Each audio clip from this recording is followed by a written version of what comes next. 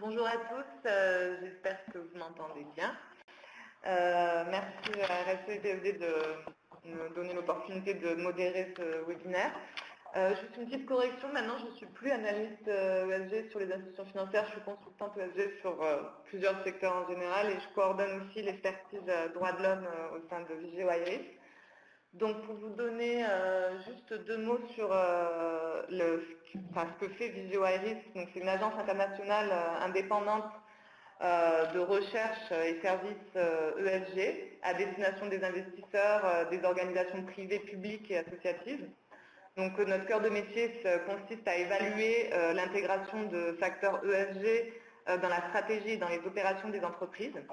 Et donc le but de cette notation ESG, c'est de donner une opinion sur la capacité des entreprises à maîtriser leurs risques et renforcer leurs actifs stratégiques, c'est-à-dire notamment la réputation, la cohésion de leur capital humain, l'efficience organisationnelle et opérationnelle et la maîtrise du risque juridique aussi. Donc pour en venir au cœur du thème du webinaire, donc sur la loyauté des pratiques, donc c'est un sujet qu'on prend totalement en compte, nous, quand on évalue les entreprises sur leur stratégie de responsabilité sociale au sens large. On a un domaine d'analyse qu'on appelle comportement dans les pratiques qui est justement dédié à évaluer ce que font les entreprises en termes de loyauté des pratiques. Donc ce qui est important de comprendre, c'est que derrière ce terme loyauté des pratiques, on rentrera plus dans le détail dans la suite avec les intervenants, mais c'est une thématique assez large qui regroupe un ensemble de problématiques avec des parties prenantes variées. Donc ça va être la transparence et la relation responsable avec les clients. Ça peut être aussi le système de prévention contre la fraude et la corruption, mais aussi on peut parler de loyauté des pratiques dans les pratiques de lobbying et les pratiques d'influence des entreprises. Donc c'est important de comprendre que cette thématique est large et concerne un très grand nombre de parties prenantes. D'autant plus on est dans un contexte législatif qui évolue, notamment en France, la loi Sapin 2 que Sylvie Tonneau détaillera après a aussi apporté des évolutions sur cette thématique-là en termes de ce qui est demandé aux entreprises sur la lutte contre la corruption. Donc je vais laisser la parole à Sylvie Tonneau dans un premier temps qui travaille chez Acte International, qui est un cabinet d'audit, d'expertise et de conseil expert en Global Supply Chain Management. Donc dans un premier temps, Sylvie donnera une définition générale des pratiques éthiques des affaires et puis elle présentera le cadre réglementaire et ensuite les grandes lignes opérationnelles d'une démarche de lutte contre la corruption. Et ensuite, Bettina Graham-Mayer, qui est analyste senior chez EcoVadis, présentera donc les résultats de la dernière étude d'EcoVadis sur ce que font les entreprises pour lutter contre la corruption donc dans toute leur chaîne de valeur au niveau international. Donc chaque présentation durera entre 10 et 15 minutes et donc on fera une pause après la première présentation pour prendre les questions avant d'enchaîner avec celle de Bettina. Merci beaucoup. Merci Julie Tonnervieux, je suis donc la responsable du département social, éthique, environnement donc chez Acte International. Merci à Juliette donc, pour cette introduction et merci à RSE pour m'avoir invité à participer à cet échange sur un thème que l'on pratique au quotidien. Oui. D'habitude, je suis de l'autre côté du micro, devant mon écran, et j'ai un grand plaisir aujourd'hui à échanger avec vous sur ce sujet. Alors je me présente rapidement, donc je vous ai déjà précisé que j'étais la responsable du département social, éthique et environnement chez Acte International, avec une carrière derrière moi de quelques années comme acheteuse internationale. C'est ce qui fait un petit peu la marque de notre cabinet, puisque nous sommes une entreprise qui est spécialisée en Global Supply Chain Management, donc dans le management de la supply chain internationale, de bout en bout en fait de cette supply chain internationale et auprès de tout type d'opérateurs, que ce soit des fabricants, que ce soit des distributeurs, des importateurs, mais bien sûr aussi en contact avec tous les opérateurs des chaînes de valeur à l'international, notamment les administrations douanières, les organisateurs de transport, etc. Ce qui fait notre particularité, c'est qu'on a 4 grands domaines de compétences. Historiquement, donc, comme je vous l'expliquais, le transport, la logistique, la distribution à l'international, et tous les aspects douaniers liés à l'organisation des supply chains internationales. Alors, on n'est pas une grosse entreprise, hein. On est une vingtaine de personnes et avec une filiale quand même implantée au Maroc. Mais notre particularité, c'est que nous proposons des services et cette expertise de terrain nous permet de proposer donc de l'expertise en termes d'accompagnement des entreprises. On a donc ajouté à cette expertise, ces compétences en matière logistique et douanière internationale au fur et à mesure des années et en transversal bien sûr les aspects donc, de prévention des risques sociaux, éthiques principalement et de corruption donc, dans la supply chain internationale. Sur ce sujet, notre petite entreprise justement a un système de management de prévention de la corruption qui est certifié par Éthique Intelligente, qui est un des intervenants principaux sur ce sujet de la corruption en France et puis au niveau mondial également. Et nous sommes à la fois donc pourvoyeurs d'accompagnement auprès des entreprises qui souhaitent mettre en place un plan de prévention de la corruption, que ce soit pour se mettre en conformité avec la loi Sapin 2 ou pour éventuellement aussi accéder à la certification ISO 37001, qui est relativement récente, et on accompagne donc nos clients, non seulement en France, mais aussi à l'étranger, notamment par exemple au Maroc. Et puis on a quand même une spécificité aussi sur toute la partie réglementation de la supply chain internationale, avec un focus particulier sur la réglementation REACH. Comme je vous disais, nos prestations, ce sont des prestations de diagnostic, d'audit et d'expertise en amont de la mise en place des systèmes, mais aussi au quotidien l'assistance technique et de veille réglementaire sur tous ces sujets d'expertise. Comme je vous disais également, 2 formations professionnelles, et puis nous pilotons également pour le compte de nos clients eh bien, leur procédure éventuellement sur les aspects logistiques, sur les aspects douaniers et également RSE. J'ai quelques petits mais je continue. Hein. Alors voilà une première slide pour tout simplement et de façon vraiment très simple et très synthétique.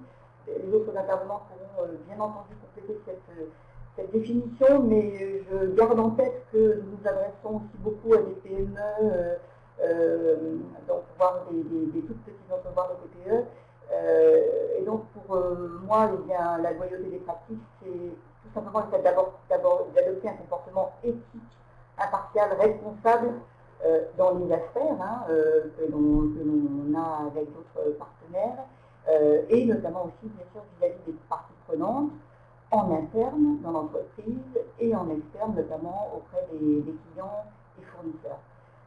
Cette courte définition, ça vient principalement sur un principe. Line unmuted. Sur un principe de base qui est tout simplement le respect de la légalité.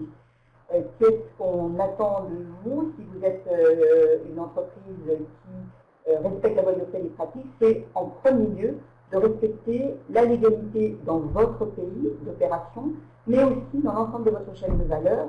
Et donc, pour respecter la légalité, il faut bien sûr connaître ce qu'est, et notamment ce sont les obligations réglementaires, normatives et autres dans vos pays d'opération, que ce soit les pays de production, donc à l'import, ou que ce soit vos pays d'exportation. Et cette légalité, bien sûr, c'est un sujet aussi très large, hein, puisqu'on parlait bien sûr d'avoir un comportement loyal, c'est-à-dire de ne pas notamment pratiquer de concurrence déloyale, de respecter les droits de propriété, qu'ils soient intellectuels, fonciers ou autres, que bien entendu les réglementations sociales dans le pays et tout type de réglementation soient respectées, et puis, et on va le développer, je vais le développer plus particulièrement tout de suite après, un niveau de tolérance zéro pour la corruption. Cet engagement responsable va aussi se concrétiser par un nécessaire partage des valeurs. Les valeurs que va évoquer votre entreprise, notamment en termes d'engagement dans sa charte éthique, son code anticorruption, son engagement social au sens très large, il est basé sur ce partage des valeurs que sont, et que l'on va retrouver bien sûr dans les guidelines, dans les lignes directrices de toutes les grandes organisations internationales, eh bien, l'objectif de respecter les droits de l'homme, d'améliorer les conditions de travail, et de respecter et de protéger l'environnement notamment. D'avoir aussi cette action d'agents responsables en essayant d'obtenir un effet cascade de ces engagements, c'est-à-dire de demander à tous les agents de la supply chain de respecter ces valeurs, d'être loyal dans ses pratiques tout au long de la chaîne de valeur. Et puis bien sûr, pour cela, il faut ne pas espérer que tout soit parfait dès le démarrage, mais bien procéder par beaucoup de collaboration, de coopération, d'accompagnement des fournisseurs, notamment dans sa supply chain internationale, pour aller bien sûr vers une amélioration des situations et tout ceci basé sur l'amélioration continue. Le sujet de la lutte contre la corruption, qui est un des éléments principaux de la loyauté des pratiques au sens internationalement accepté, on va en discuter, enfin je vais vous en parler un tout petit peu plus longuement dans les prochaines slides. Je voulais juste rappeler que sur ces sujets de transparence, de vigilance, de loyauté des pratiques, etc., on a des acteurs prépondérants qui ont contribué à bâtir les socles de soft law et hard law qu'on va voir sur derrière, et notamment bien sûr pour rappel les grandes organisations internationales, celles qui ont pris la parole et qui ont agi et qui ont proposé, qui proposent aux entreprises des outils souvent très pratiques. Ce sont bien sûr l'ONU, ce sont bien sûr l'Organisation internationale du travail, donc une organisation tripartite qui a composé de multiples conventions sur tous les sujets de droit social notamment et de protection des droits de l'homme au travail. Et puis l'OCDE, c'est une organisation qui est un petit peu moins connue que les deux autres. Souvent dans nos formations, on est obligé de réexpliquer ce qu'est l'OCDE, qui est donc cette organisation donc, de coopération et de développement économique, qui rassemble, on va dire, des pays qui sont attachés à l'économie de marché et qui échangent beaucoup de bonnes pratiques et qui a été, notamment via ses points de contact nationaux, qui a beaucoup travaillé sur les sujets de supply chain responsable, notamment dans le secteur textile, mais aussi dans le secteur des minerais et autres. La société civile, eh bien, de par ses demandes, de par ses attentes, que ce soit vos consommateurs, clients professionnels, que ce soit les consommateurs finaux, que ce soit les associations de consommateurs, que ce soit les associations de parties prenantes telles qu'elles soient, par leurs demandes, font évoluer ces sujets également. Les entreprises également, vous le savez, elles sont très sollicitées dans le cadre des objectifs du développement durable à horizon 2030, parce qu'elles ont un vrai rôle à jouer sur la mise en place de toutes ces valeurs, et elles peuvent le faire à titre individuel ou de façon regroupée.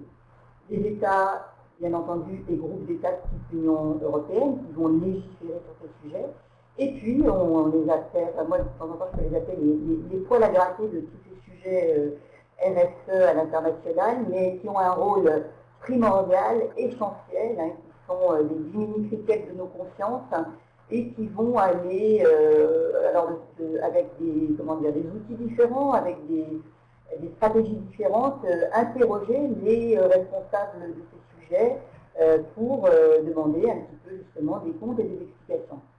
La finance responsable a développé tout un tas d'outils qui permettent d'avoir des pratiques également plus loyales dans le monde de la finance.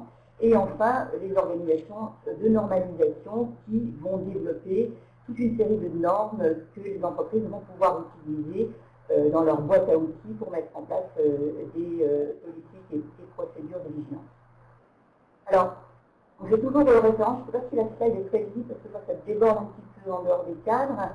Mais en tous les cas, je pourrais vous retracer assez rapidement la différence entre soft law et hard law. Ces sujets de loyauté des pratiques, de vigilance des entreprises et de responsabilité des entreprises dans leur chaîne de valeur à l'international, eh bien, elles se sont bâties au démarrage sur toute une série d'interventions, de textes, d'actions qui n'avaient pas, et qui n'ont toujours pas d'ailleurs, de caractère obligatoire. Alors, au sein des grandes institutions internationales, organisations internationales, comme on a vu l'ONU ou l'OCDE, eh bien, ce sont notamment, oui, les textes de principes directeurs des Nations Unies sur les entreprises et les droits de l'homme, par exemple, avec une notion qui intègre beaucoup d'entreprises dans leurs actions.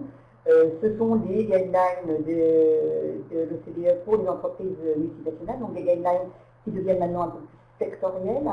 Et je vous engage d'ailleurs à vraiment les utiliser, ces guidelines, parce qu'elles sont très pratiques quand même, et elles peuvent vous aider vraiment très pratiquement à mettre en place des systèmes de management efficaces dans vos structures. Et puis, les guides OCDE dans le sectoriel, je viens d'en parler.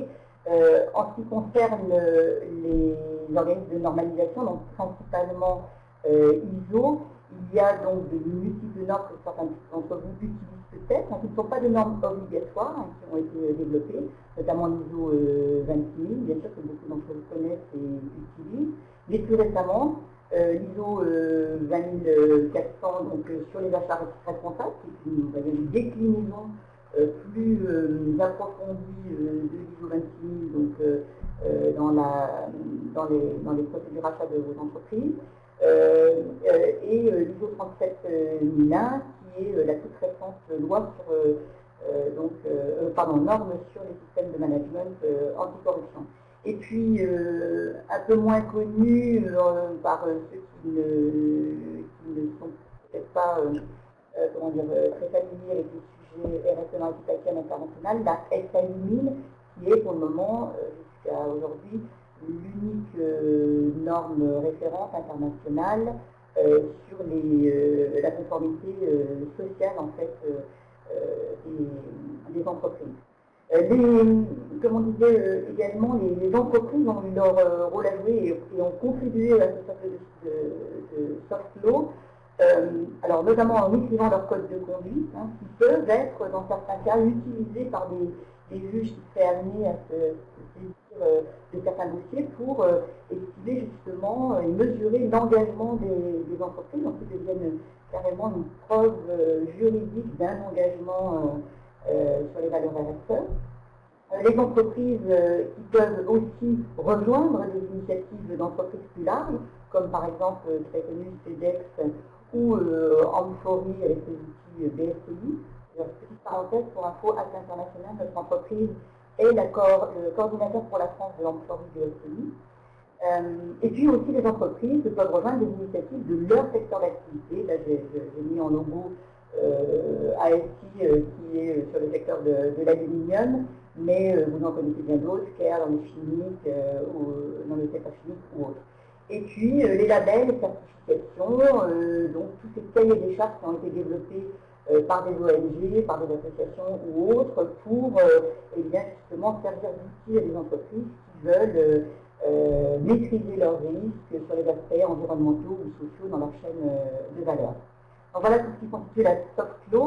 Et puis maintenant, si on regarde comment est-ce que cette soft law petit à petit s'est transformée de plus en plus, c'est vraiment une tendance de fond vers plus de législation. Eh bien, ces fameuses conventions internationales de l'OIT, une fois qu'elles sont signées par les pays, elles s'intègrent bien sûr dans les droits nationaux. Et c'est pour ça qu'on va retrouver dans toutes les réglementations des pays signataires des réglementations qui vont parler de temps de travail légal, de rémunération minimum légale, de non-travail des enfants, etc. À ce cadre très international, décliné en droit national, On a aussi, bien sûr, des directives qui peuvent être édictées par des organismes comme l'Union européenne, et on l'a vu tout récemment par l'intégration de la directive de 2014 sur le reporting des pratiques financiers, qui a été intégrée donc, en France un peu tardivement et assez récemment, donc en 2017, pour transformer les obligations déclaratives des entreprises et que ce soit en conformité avec cette directive européenne. En France, sans rentrer dans le détail, parce que je pense que vous en avez déjà beaucoup entendu parler, on a bien sûr la loi sur le devoir de vigilance pour les très grandes entreprises multinationales. D'ailleurs, le PCN français de l'OCDE a vraiment contribué énormément et avec beaucoup d'ONG, notamment beaucoup qui interviennent avec vous, RCSD2, sur le contenu de ce devoir de vigilance. Et qui a un impact certain avec un effet cascade finalement sur l'ensemble des chaînes de valeur donc de la France, mais aussi des supply chains des entreprises françaises dans le monde entier. La loi sur la loi Sapin-Wimont, on va en parler tout de suite derrière, donc je ne m'attarde pas. Et puis on a aussi dans d'autres pays des lois nationales, comme par exemple en Angleterre ou aux États-Unis, mais qui ont un impact extraterritorial, notamment le UK Bribery Act ou la loi américaine Foreign Corrupt Practice Act, ou éventuellement aussi le UK Modern Slavery Act. Ces lois, enfin en tout cas, les juges de ces pays peuvent se saisir d'affaires qui pourraient concerner des entreprises françaises ou d'autres nationalités, à partir du moment où il y a un lien avec leur pays. Par exemple, pour le UK Bribery Act, ça serait tout simplement d'avoir du business avec le UK, que ce soit un agent, un distributeur, des importations, etc. Et puis pour le Foreign Corrupt Practice Act, par exemple, ça serait de dealer, de faire vos affaires en US dollars, ou d'utiliser le serveur américain, où vous voyez, des liens très faciles à trouver.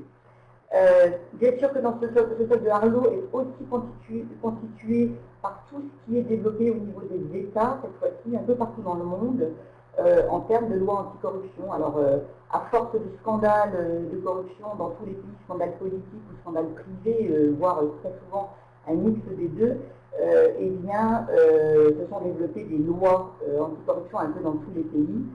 Malheureusement, vous savez bien ce qui fait la différence entre l'efficacité d'une loi d'un pays à l'autre, c'est la volonté politique de vérifier la mise en place de la loi et puis de sanctionner le cas échéant, qui est malheureusement par le cas dans tout à fait tous les pays du monde.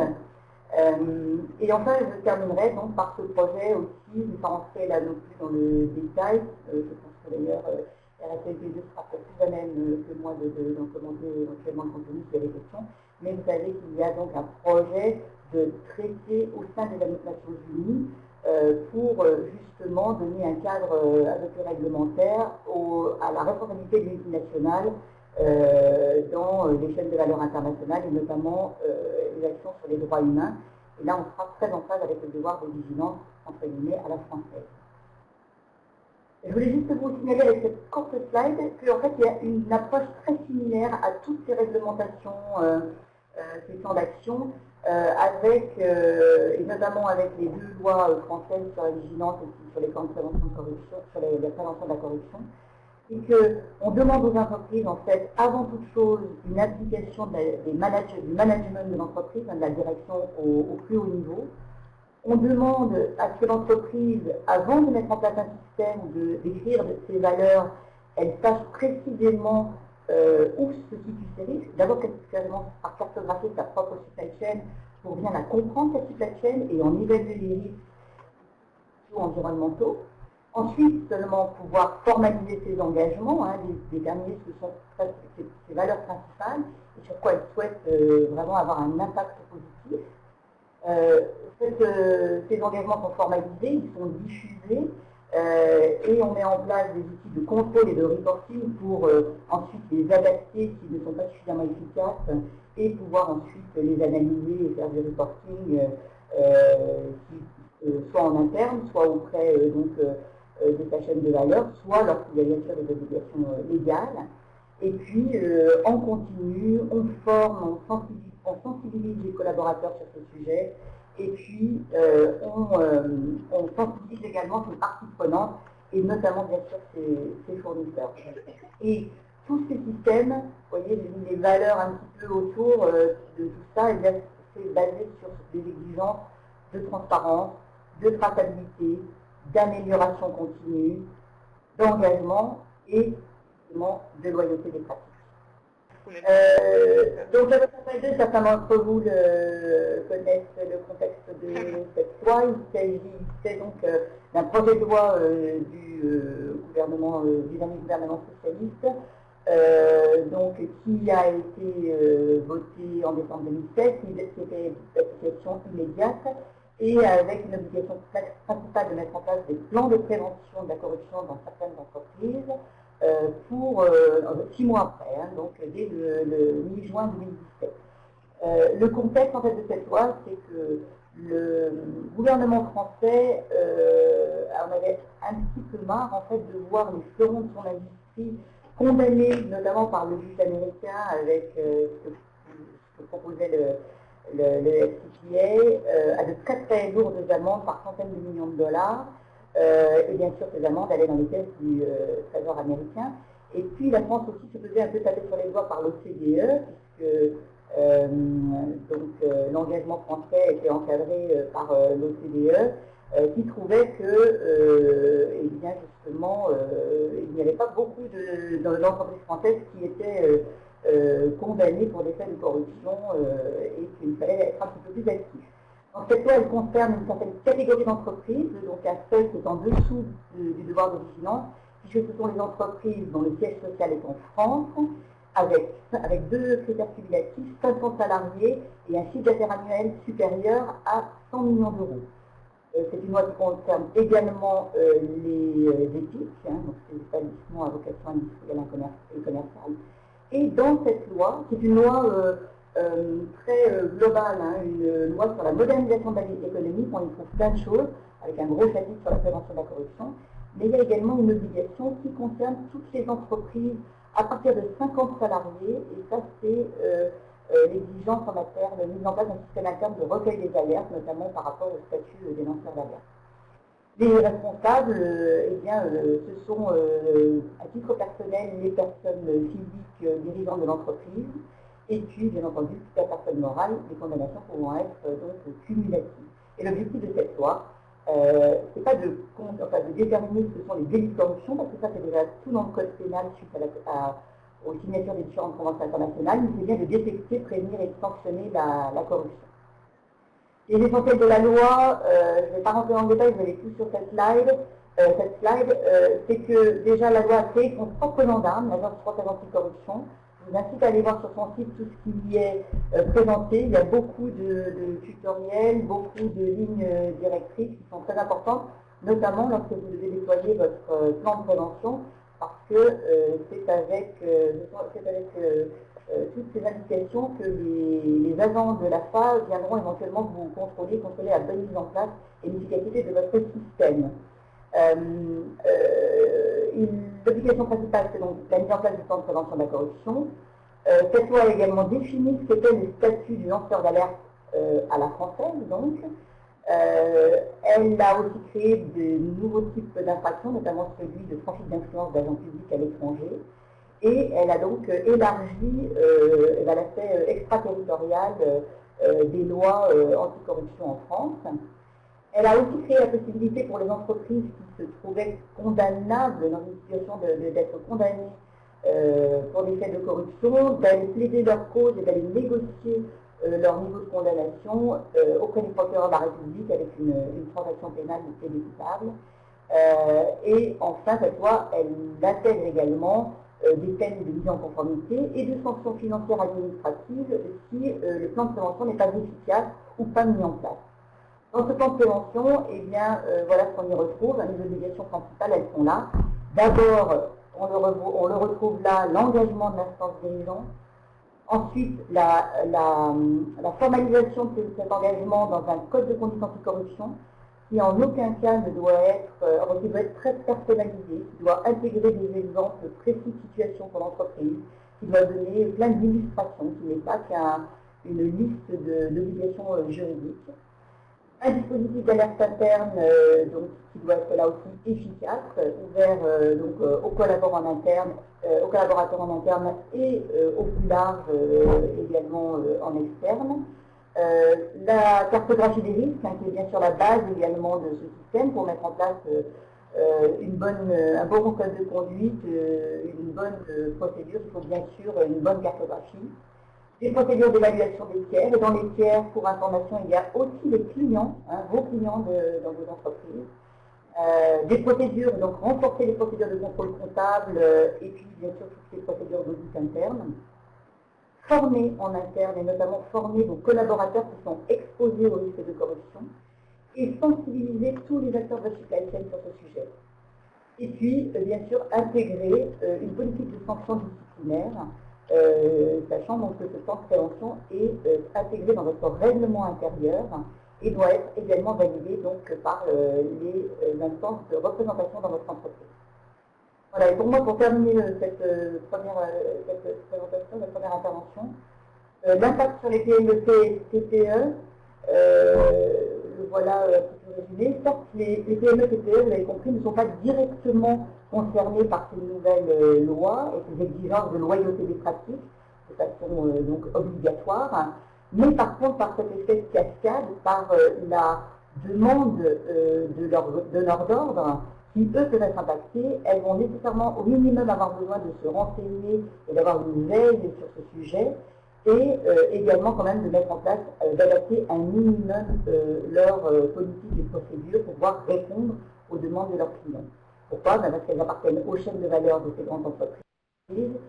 Et puis parce qu'aussi, si on parle de responsabilité, il est tout à fait normal qu'une toute petite entreprise, mais qui serait celle qui sélectionne ses fournisseurs en Asie, qui vont fabriquer les produits qui vont être ensuite distribués par ces grands distributeurs, il est tout à fait normal que cette petite entreprise elle soit responsable de cette partie de supply chain. Alors ça comporte beaucoup de contraintes, parce qu'il faut mieux connaître la supply chain, il faut poser des questions, il faut être plus vigilant, il faut peut-être avoir changé ses façons de travailler avec ses fournisseurs. Il faut réorganiser les process existants probablement pour y intégrer plus de vigilance. Il faut former et sensibiliser les collaborateurs. Il faut donc monter bien sûr en expertise sur ce sujet pour pouvoir donner une bonne réponse à ces interlocuteurs. Donc tout ça, ça a bien sûr un impact budgétaire et puis un impact en temps d'investissement également. Mais pour résumer également rapidement, il y a aussi beaucoup d'opportunités pour ces petites et moyennes entreprises. D'abord, elles vont sécuriser leur propre supply chain en la connaissant mieux, en posant plus de questions et en mettant en place plus de process. Et puis, donc de fait, elles vont pouvoir limiter au maximum les risques, repousser au maximum les risques, notamment aussi d'être félicitées pour des actes de corruption. Et puis, finalement, pérenniser tout simplement la vie de l'entreprise. Voilà. Merci beaucoup Sylvie pour cette présentation qui était très instructive et avec un bon aperçu déjà du cadre aussi bien du droit mou que de la hard law. Très important aussi de mentionner que effectivement c'est un concept large qui concerne un grand nombre de parties prenantes et qui nécessite notamment pour les entreprises multinationales de faire une cartographie de leurs risques qui soit complète et qui intègre bien toute leur chaîne de valeur. Et aussi l'importance de la culture, d'instaurer une culture éthique dans les entreprises justement pour assurer une loyauté des pratiques. Alors au niveau des questions, j'ai l'impression qu'il y a des gens qui ont peut-être manqué le début de l'intervention, mais j'ai beaucoup de questions sur la définition du terme loyauté des pratiques et du lien avec la RSE. Donc je ne sais pas si vous voulez que je réponde ou que vous voulez répondre directement. Mais c'est une question qui est revenue plusieurs fois, donc je la repose. La loyauté des pratiques, c'est notamment une des questions centrales de l'ISO 26000, pour ceux qui sont plus familiers avec l'ISO 26000.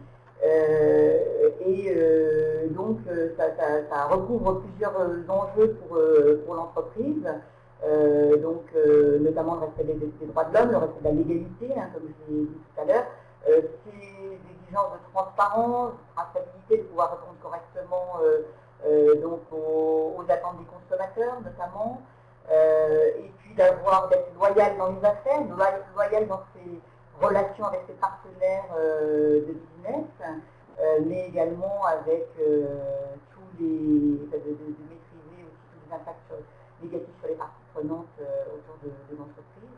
Voilà pour moi comment je le préciserai un petit peu cette définition, mais je vous laisse compléter, peut-être cette définition.